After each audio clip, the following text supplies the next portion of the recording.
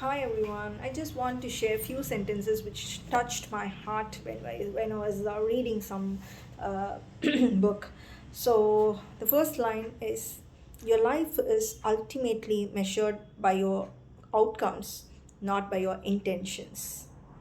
Your life is ultimately measured by your outcomes, not by your intentions. You may also be using excuses to help navigate away from the uncomfortable feelings that ultimately necessary for your growth. You may also be using excuses to help navigate away from the uncomfortable feeling that is ultimately necessary for your growth.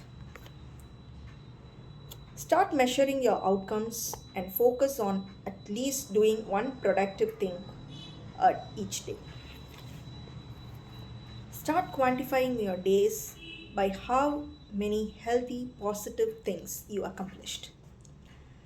A clean, organized space, both for the work and for the living, is essential for thriving. To declutter and reorganize, implement a routine that maintains the organization.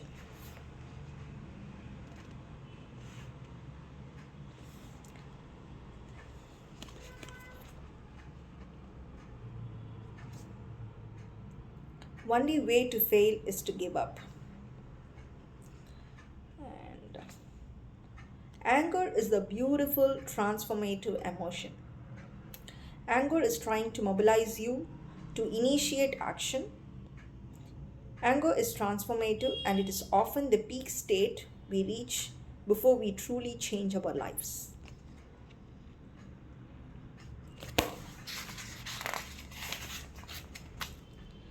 In fact, crying at appropriate time is one of the biggest sign of mental strength.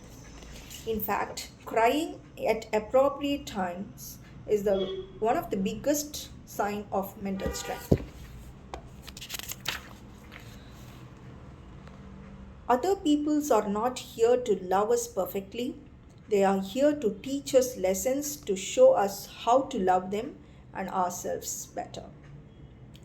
Other people are not here to love us perfectly. They are here to teach us lessons to show us how to love them and ourselves better. Instead of focusing on how they should change, we can focus instead on what we can learn. Regret is showing you that you should do it now. Regret is showing you that you should try harder. Regret is showing you that you should make different ones now. Regret is showing you that you should appreciate people now. You should do it now. You should try harder.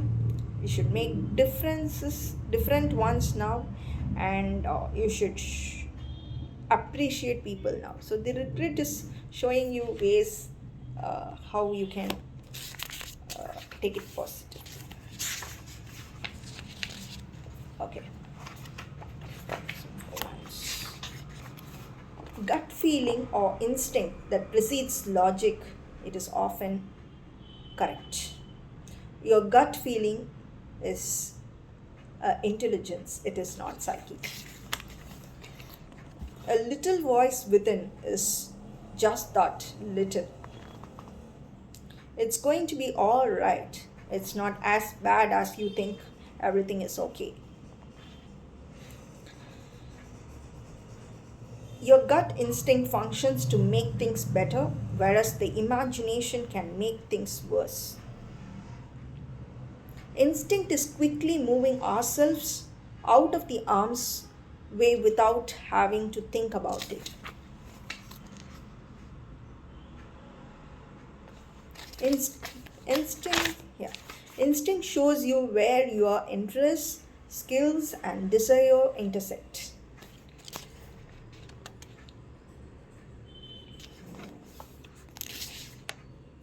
Listening to your instinct is something that happens in the present moment.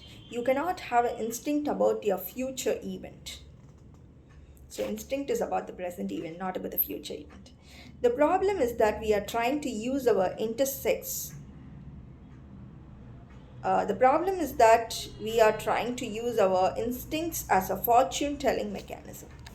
So we shouldn't do like that. What are deep gut instincts that you get when you are presently engaging with something? So, does it differ from what you think and feel about it? When you are just imagining it, making guesses about it, recalling details of it, imagining what it will be like. Typically, those projections are fear, and your present reaction is the honest instinct.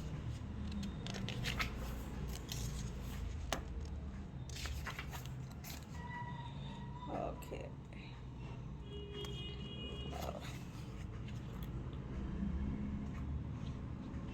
Exposure is a common treatment for irrational fear. இறங்கி பார்க்கணும் களத்தில். The mental strength is just hoping uh, the mental strength is just hoping that nothing ever goes wrong. It is believing that we have the capacity to handle it if it is if it is does if it does. Crisis is not necessary to function. Crisis is not necessary to function. The truth is that what is right for you will come to you and stay with you and won't stray from you for long. The truth is that when something is right for you, it brings you clarity, and when something is wrong for you, it brings you confusion.